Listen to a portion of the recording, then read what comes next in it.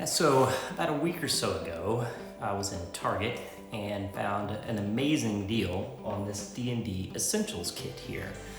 I clearly don't need it, but for $15 and some change, I thought, you know what, let's just open it up, see what it's about. So let's crack that thing open this afternoon. Finally, it took me a while to get to this because if you're watching my homebrew campaign, and I'll put a little card up top so that you can click on that if you're so inclined to see how me and a group of my friends play D&D on Zoom, actually. It seems to be what we've been kind of gravitating towards lately, how that works, and some of the hiccups we have along the way, and still some of the ways we manage to have a good time, actually a great time if I do say so myself. Feel free to take a look at my Darkness Over Dragon's Pine playlist. And so getting back to why I'm delayed in opening that D&D Essentials Kit is that we had taken a couple weeks off, and then we caught up on a Sunday, and then we decided to play on a Wednesday, and I just had very little time to sort of quickly come up with something for that Wednesday. So I think we're back on track now. Hope you guys enjoy this video. Let's unbox this D&D Essentials Kit and see what's in store for us here to enhance our game. It says on the bottom, enhance your game.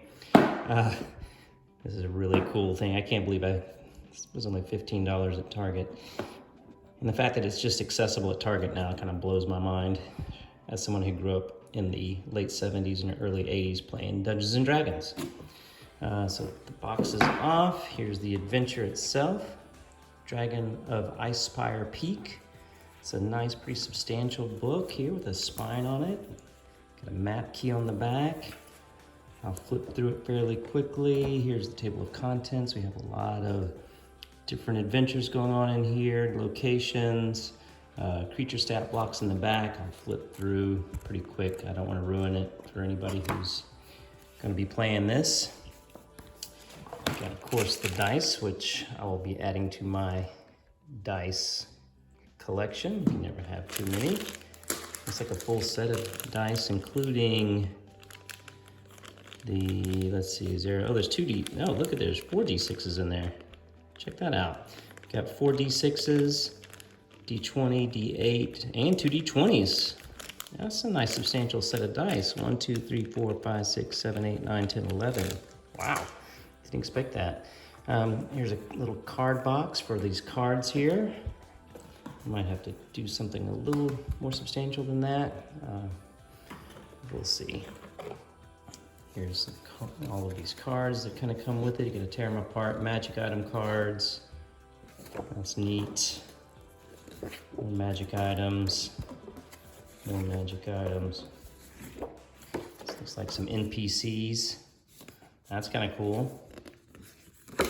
Get their descriptions on the back. And some conditions here. That's really cool. Some conditions cards, and the conditions are described here on the back. Combat, what is that all about? Combat step by step, check it out. A little kind of cheat sheets there for how to run combat. That is neat. Magic charm, initiative. Oh, just initiative order cards. I use index cards. Maybe I don't have to anymore. Quest, what is this? Side quests. Very cool. All right, that's something that I've not utilized in my game at all yet, are cards like this. Next up we have, looks like some maps. Oh man, check that out. Map of the Sword Coast. I'll move this back. I don't know if you can see the whole thing. Oh, by the way, I don't normally keep skulls like this on my desk. I don't know if you can see them there, but my son actually made those yesterday. Is that not gnarly? Sorry if that's too scary. But yeah, he's super creative. You can watch that on his Twitch stream, by the way, made of wood, if you want to see how he did all that. Anyways, back to D&D. Here, it's Halloween season, by the way. If anybody's watching this in July of next year, that's why these are here. I don't normally have, this is not my normal office decor, just put it that way. Here it is, back to the D&D Sword Coast map. Very, very cool. let's see what's on the back. Ah, Phandalin, which would go beautifully if you also have the starter set. Get an entire town map of Phandalin. And here's a rule book, also fairly substantial. They must have gotten feedback on the starter set. The starter set didn't have like these spines on it. So they, like mine, for example, has gotten pretty beat up, but this is a rule book. Obviously, if you have the player's handbook, you wouldn't need this necessarily, but which I do have, but hey, this might be nice to kind of have for a quick cheat sheet. These are going to be probably the main rules that you have to deal with in any given campaign. Is this the DM screen? It is. Okay, so this is the DM screen. It's a little bit flimsier than the DM screen that you can buy. Most of them, but this would work. Beautiful artwork. I'm probably going to stick with my regular DM screen. Let me just grab it out of the cabinet behind me for reference. Here's my DM screen that I purchased, and you can see that it's heavy cardboard. So if you're buying the D&D Essentials Kit for the DM screen, I would say, kind of get a sense, I don't know if you can tell. I'll put them side by side like that.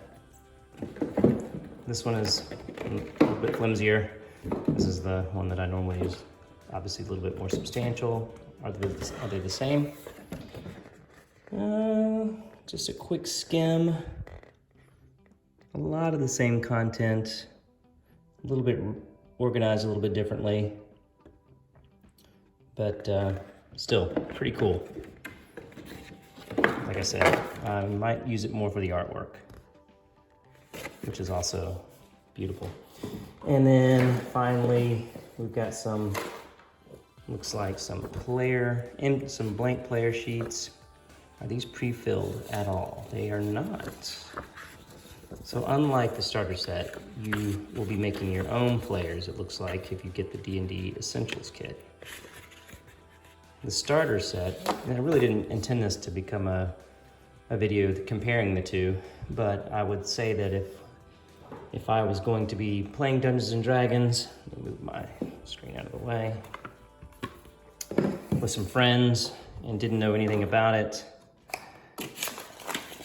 I would probably start here still with the starter set.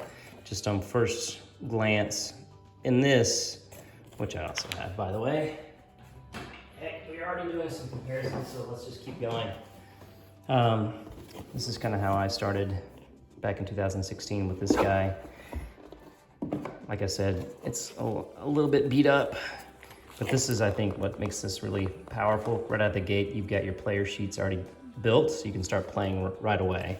You can kind of learn all these details of how to build out a player as you go along. It's just a lot of rules to kind of consume up front. So you could start with this, and then maybe on your very next one, get this guy and play this adventure, and then build your own players using these. You can use these player sheets. And by the way, blank player sheets are available online for free from Wizards of the Coast. You can download them. And what else is in this starter kit? Some cool little things to go maybe check out later. So we've got the essential rules. I love the map. It's maybe one of my favorite things in here. These cards are also really cool.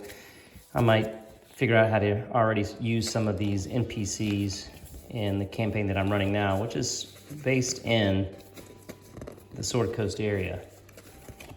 So there you have it, folks. Dragon of Icespear Peak in the D&D Essentials Kit, a review. Also, these dice are amazing. Hope this helps, and enjoy your game.